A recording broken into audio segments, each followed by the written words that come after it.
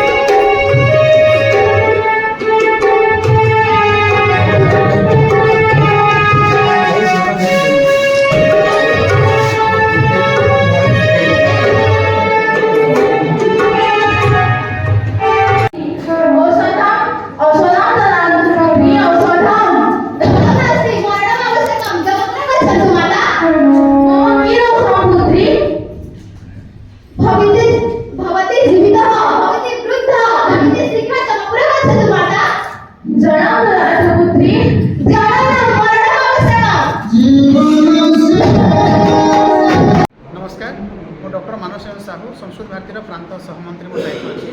आम ये गोटे नुआ प्रयास करूँ कारण संस्कृत को जनमुखी करने लोक को नेवाई संस्कृत नाटक प्रतियोगिता संस्कृत चलचित्र प्रतियोगिता यहाँ गोटे नुआ प्रयास कराद्वारा लोक निश्चित भाव में लोक सब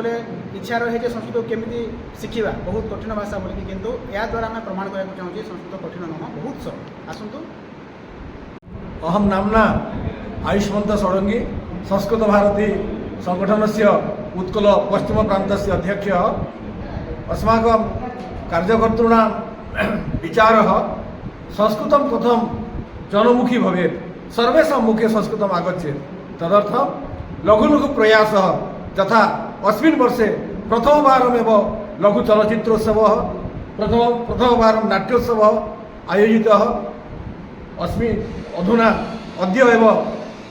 बरपाली आदर्श विद्यालय नाट्योत्सव गत रविवार चलचित्रोत्सव बडली महाविद्यालय एतादृश प्रयास द्वारा लोकमुखी कर्तुं संस्कृत प्रयास चलति। गत रविवार यथा 8 लघु चलचित्राणां निर्णय जातः तत्र मुख्य विचारक नाट्यकार चूड़ामणि रथ उक्तवान् अस्मिन् एतेषु चलचित्रेषु जे नायकाः सन्ति तान् सर्वान् नीत्वा घण्टात्रयस्य चलचित्र निर्माणं कुर्वन्तु इति यथा उक्तवान्। अद्य अस्माकं भ्राता गोपबन्धु महोदय अपि उक्तवान् जे बरगड़ नगरे यथा भव्यरूपेण न्यूनातिन्यूनम् 1 घण्टात्मक चलचित्रं प्रदर्शनं भवेत् नाटकं भवेत् बरगड़े कथं नाट्योत्सव न केवलम् अत्र लघु नाटक बृहत् नाटक नाट्योत्सव कथं भवेत् तदर्थम् अस्माकं प्रयासः चलति भवतां सर्वेषां सहयोगः काम्यते सर्वेभ्यः। डॉक्टर बद्रीनाथ पूजारी विजयपल्ली श्री जगन्नाथ संस्कृत महाविद्यालय अध्यक्ष अच्छी आज यही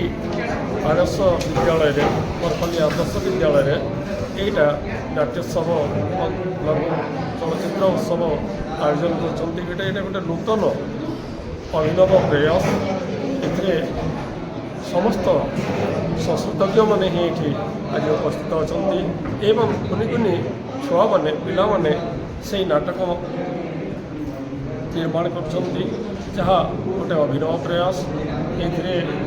आज आम संस्कृत जगतर समग्र ओडिशार यहाँ गोटे अभिनव प्रयास